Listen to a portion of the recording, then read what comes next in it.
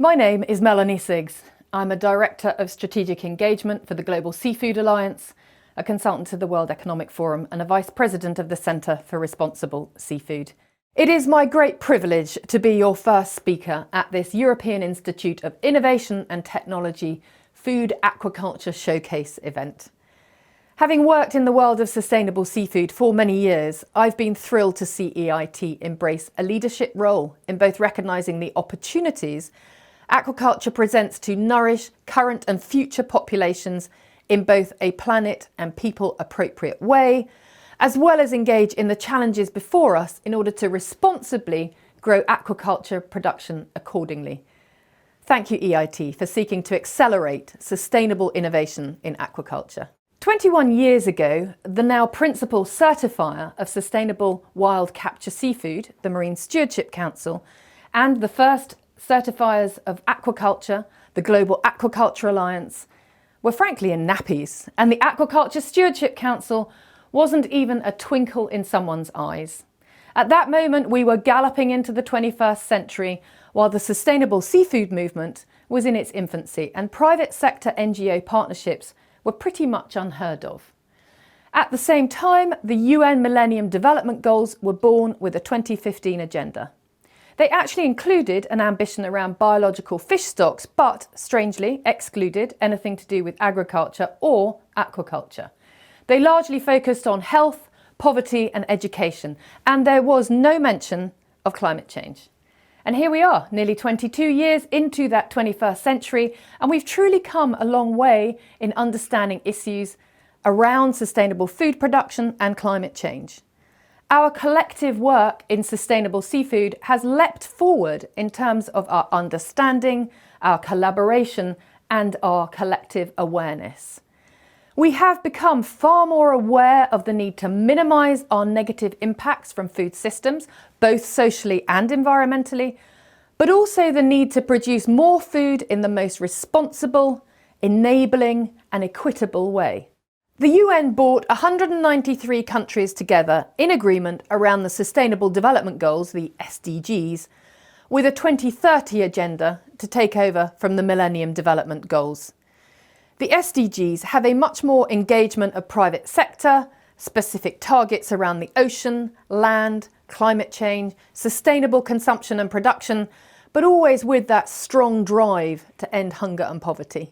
The combination of the SDG imperative and heightened awareness has also led to a much greater understanding of how sustainable seafood, or aquatic foods as they are increasingly known, can meaningfully contribute and indeed should be at the heart of global food systems. There are challenges, there are problems to overcome, and we must continue to press for aquatic foods to be recognised at the heart of those food system dialogues at a local, national and global levels. I asked Manuel Baranje, Director of the UN's Food and Agriculture, Fisheries and Aquaculture Division, how FAO are working toward realising the SDG ambition. Manuel. Hello, good morning. My name is Manuel Baranje. I'm the Director of the Fisheries and Aquaculture Division at the FAO, the Food and Agriculture Organization of the United Nations. When talking about aquatic foods, many people focus on the past and the present.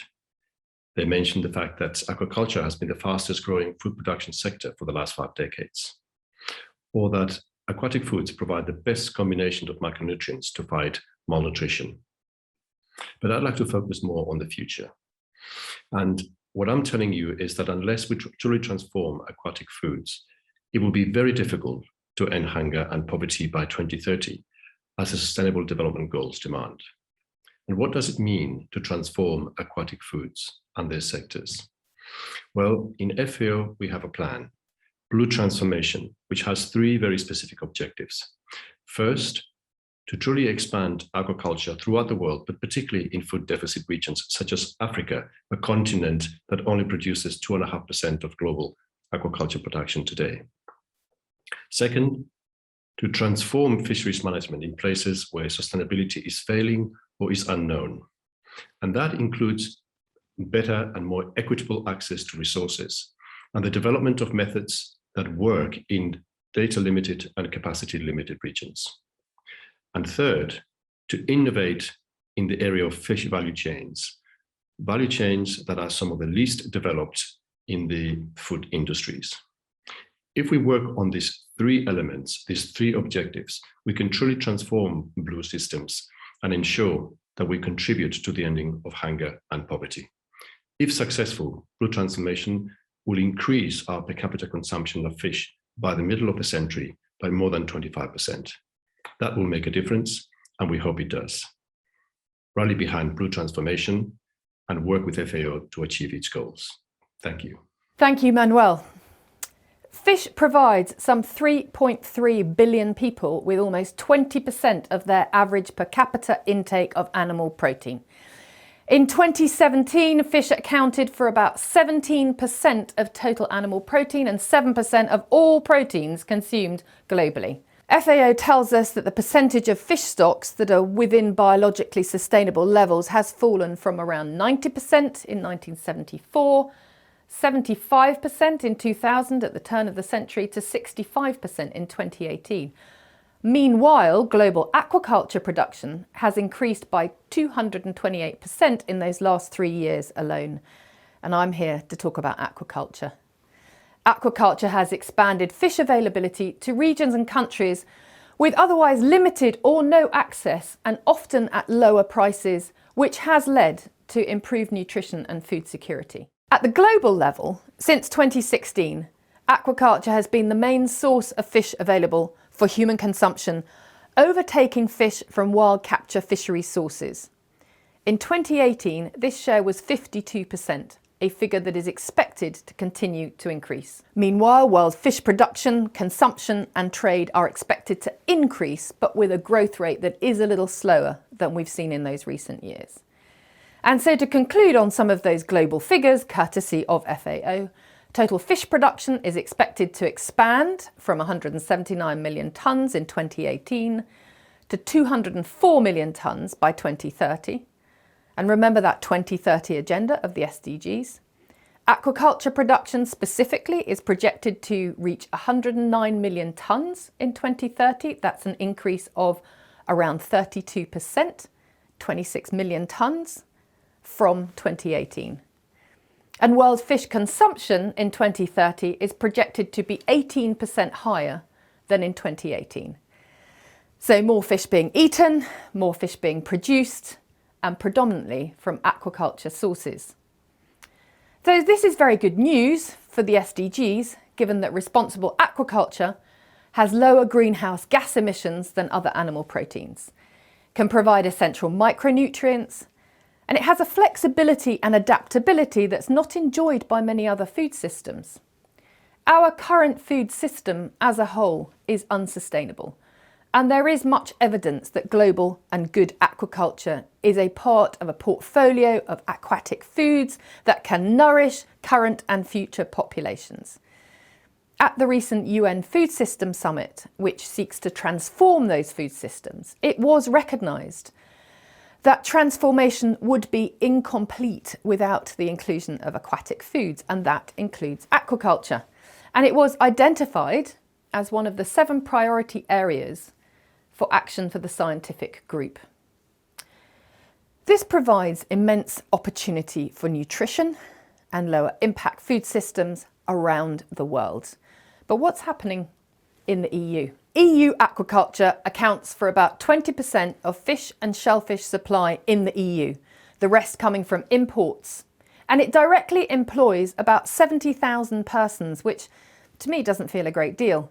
The sector consists of only around 15,000 enterprises, mainly small businesses or micro enterprises in coastal and rural areas. Overall, EU production has been more or less stable since 2000, whereas global production has been growing between 5% and 7% per year. Global aquaculture production is very diverse in terms of both species farmed and methods of production, so sea cages, ponds, raceways, on-land recirculating systems. There are around 100 different species that are currently farmed around the world.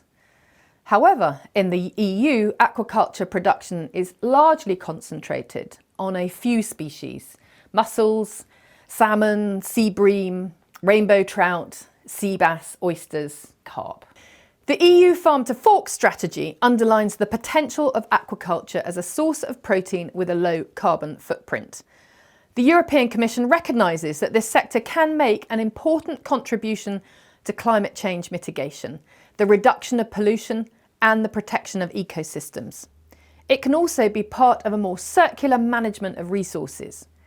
There is a strategic and long-term approach for the sustainable growth of EU aquaculture, which recognises farm seafood generates a lower carbon footprint than animal production on land. EIT innovations speak effectively to much of this strategy and specifically to reducing loss and waste, enhancing fish welfare and reducing the likelihood of disease, also to ensuring accessibility to sustainable feeds, preserving marine biodiversity and ecosystems, increasing resilience and strengthening collaboration.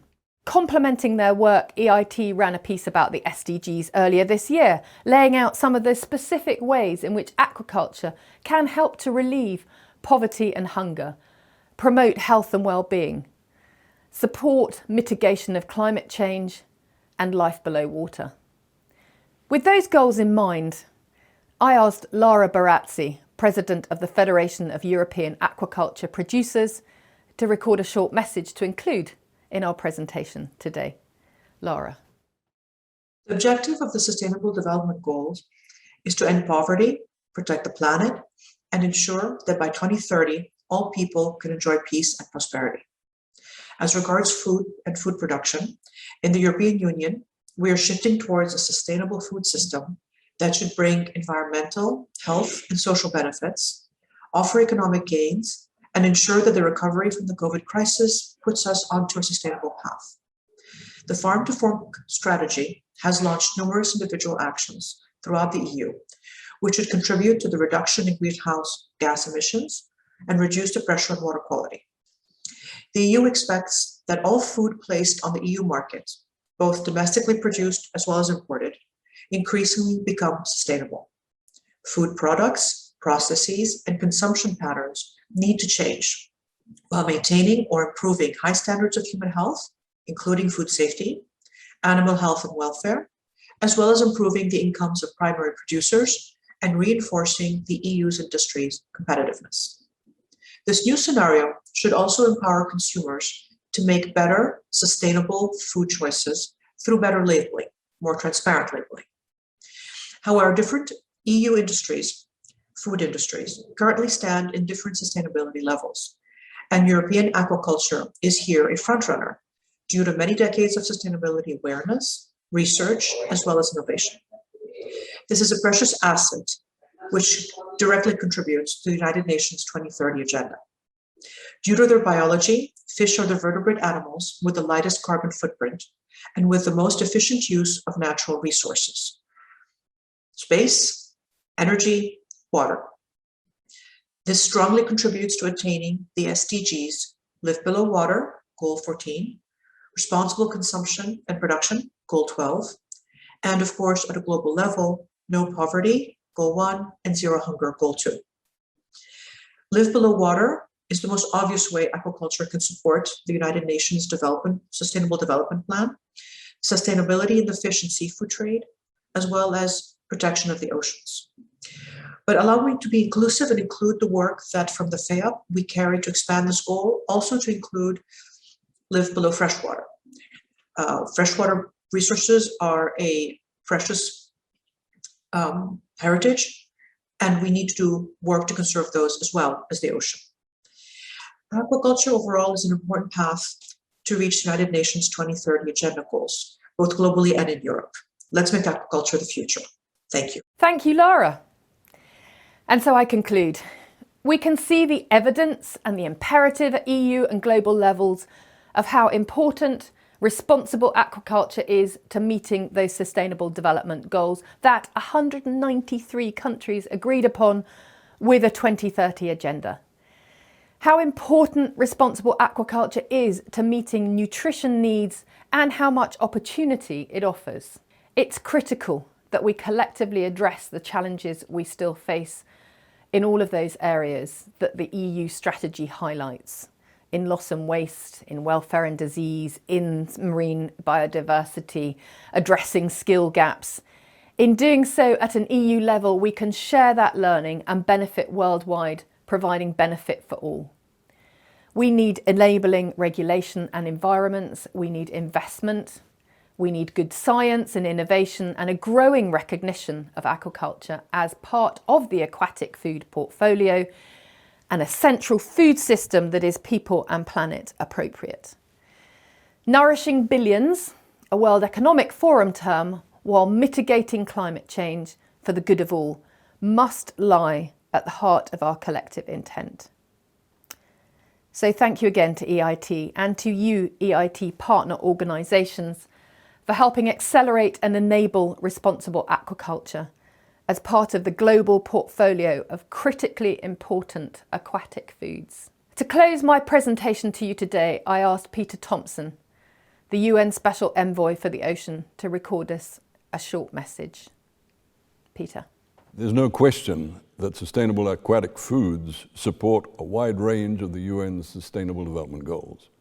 Just think about the eradication of hunger and poverty, the achievement of good health and well-being, and the required transformation of humanity's ways of production and consumption. But central to answering the question at hand are SDG 13, to take urgent action to combat climate change and its impacts, and SDG 14, to conserve and sustainably use the ocean's resources. There can be no healthy planet without success in implementation of SDGs 13 and 14. And you may have heard my mantra, no healthy planet without a healthy ocean, and the latter's health is measurably in decline. Reversing that decline is one of the great challenges confronting humanity. And of course, the pathway to success lies in a drastic curbing of the anthropogenic greenhouse gas emissions that are the chief cause of the aforesaid decline. Sustainable aquatic foods are a flexible and highly nutritious source of sustenance that has one of the lowest carbon footprints of animal proteins. To be classed as sustainable, whether wild caught or farmed, aquatic foods must support a healthy ocean, lakes, and rivers. We must strive to ensure aquatic foods are appropriately caught and produced, to ensure efficient and ethical feed, encouraging non-fed farm seafood, for example, and to eradicate illegal fishing and ecologically harmful fishing practices. Produced ethically and sustainably, aquatic foods help ensure a healthy ocean, healthy lakes and rivers, and healthy, nourished people. Our collective challenge is to ensure that this is what we actually do now and over the coming decade, ending harmful fisheries subsidies, ending overfishing, ending social injustice, adhering strictly to the source-to-sea ethos, and putting in place enablers for a healthy hydrological cycle. By so doing, we also help mitigate climate change through lower impact food systems and by ensuring the ocean is able to play its natural role of providing the planet's life support systems.